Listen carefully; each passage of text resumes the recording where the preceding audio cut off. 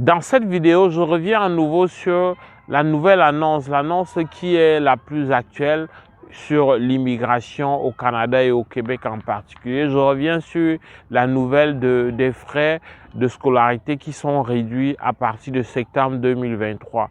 Je reviens pour poser la question comment s'y prendre pour en bénéficier et qui est concerné. Alors les concernés, c'est tous ceux qui aspirent à immigrer au Canada.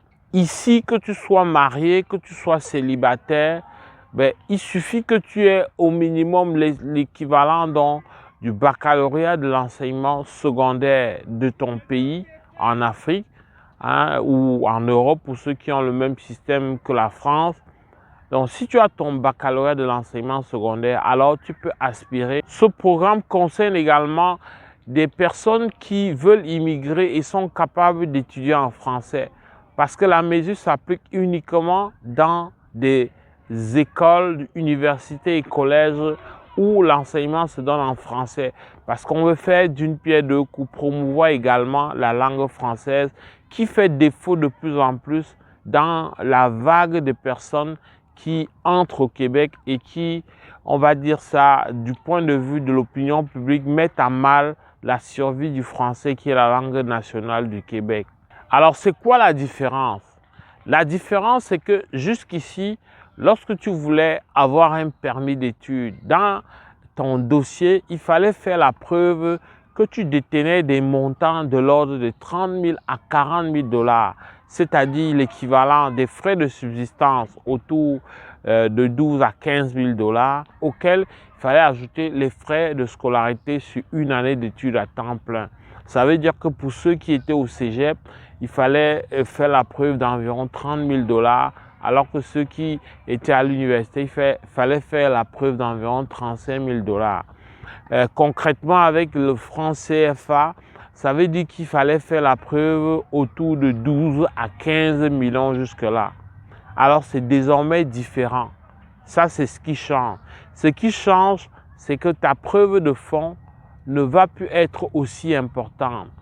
Tu peux désormais faire une preuve de fonds autour de 4 à 6 millions de francs CFA. Et comme je l'ai dit dans une vidéo il y a très longtemps, je pourrais refaire une vidéo sur les contours de la preuve de fonds. Si tu veux, écris-moi en commentaire. Mais je t'invite quand même d'aller regarder mon autre vidéo qui n'était pas mal aussi, assez fournie sur la question. Ce qui change fondamentalement, c'est la preuve de fonds. Ceci étant, n'oublie pas que celui qui te donne le permis d'études ou le visa, ce n'est pas le gouvernement du Québec. Le gouvernement du Québec et le gouvernement fédéral n'ont pas la même approche sur la question de l'immigration. Seul le fédéral donne les visas, seul le fédéral accepte les personnes sur son territoire. Donc, il va toujours garder à l'esprit que même si tu peux faire la preuve de fonds d'un montant qui va être désormais réduit entre 4 à 6 millions de francs CFA, c'est quand même assez abordable. Même si tu peux faire cette preuve de fonds, eh bien, garde toujours à l'esprit que tu dois être capable de démontrer qu'après tes études, tu dois retourner vivre en Afrique ou alors retourner vivre dans ton pays. Il faut vraiment que ce soit présent assez clair dans ta tête. Voilà pourquoi si tu as des doutes, si tu as du mal à rester cohérent, il faut absolument te faire accompagner. Donc nous accompagnons les gens essentiellement sur des questions aussi subtiles qui peuvent compromettre la délivrance de ton visa ou de ton permis d'études. Autre chose pour en bénéficier, c'est que ce n'est pas en septembre 2023 que tu fais le dossier. Tu commences à faire le dossier dès septembre 2022, par exemple. La plupart des collèges et universités commencent à ouvrir l'inscription aux étudiants internationaux généralement 10 à 12 mois avant parce qu'il y a des procédures quand même à remplir, il y a des choses à faire avant. Donc, n'attends pas septembre 2023 ou directement quelques semaines avant pour commencer. Oui, tu auras une réponse, mais les délais vont être tels que tu ne pourras pas briguer à temps. Donc, je te propose donc de t'y prendre assez tôt. C'est septembre 2023, mais tu commences à travailler sur ton projet longtemps avant, 9 mois avant, idéalement. Bien sûr, en travaillant sur ton projet, tu devras choisir la filière.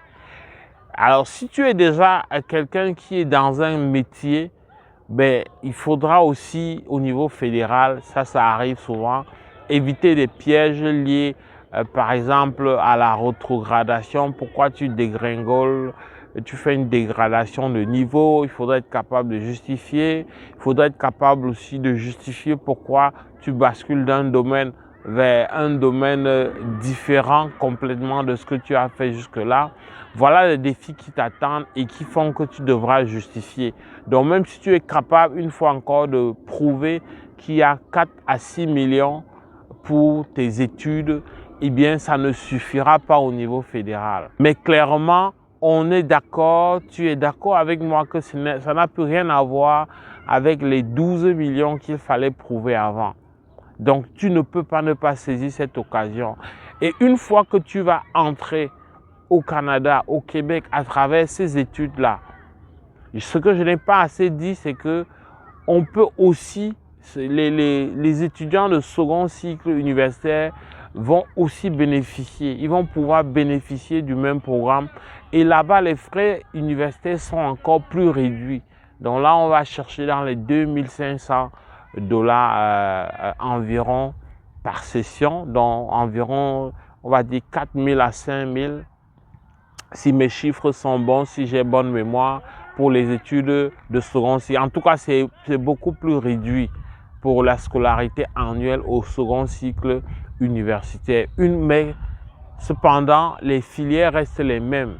Les filières dans lesquelles il y a ces réductions-là restent les mêmes. Les conditions sur les lieux, c'est-à-dire les régions, les universités en région, c'est bien là que les étudiants peuvent bénéficier.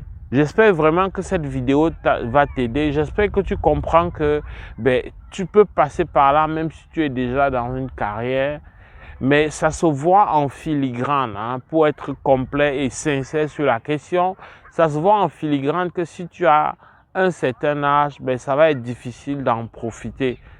Le plus dur ne sera pas au niveau, de l'admission, mais ça risque d'être au niveau du visa. Hein. Le vrai défi sera au niveau du visa. Si tu es déjà d'un certain âge, si tu es, mettons, au-delà de 40 ans, ça se peut que tu aies de la misère, mais si tu es 40 ans ou d'un certain âge célibataire, ou 40 ans d'un certain âge dans la même filière, ou 40 ans d'un certain âge sans un niveau trop élevé à la base, ça se peut que tu aies toutes tes chances, voire plus de chances que le plus jeune. Mais clairement, dans la philosophie du Québec, c'est les plus jeunes qui souhaitent recevoir. Mais il n'y a pas de discrimination, tu n'as pas de crainte à ce niveau-là. Donc j'espère que toutes ces informations vont t'aider à te situer et à voir clairement que c'est un moyen qui s'ouvre, qui s'ajoute, même si tu n'aspirais pas tout de suite aux études, c'est quelque chose qui s'ajoute dans, n'est-ce pas, la panoplie, l'ensemble des mesures et des approches que tu peux utiliser pour immigrer au Canada, au Québec, mais de manière définitive, à défaut de passer par un poste, à défaut de passer par la recherche d'emploi, ça va être un couloir où non seulement tu auras accès à la formation sur place dont les employeurs ont besoin direct, tu seras hautement, directement opérationnel, mais ça va être l'opportunité ultime pour que tu puisses fouler le sol et réaliser ton rêve canadien. J'espère que ça t'a aidé cette vidéo.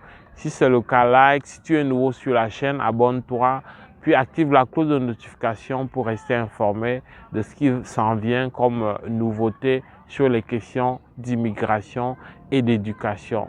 On se retrouve avec plaisir dans le cadre d'une prochaine vidéo. Porte-toi bien. Boulant!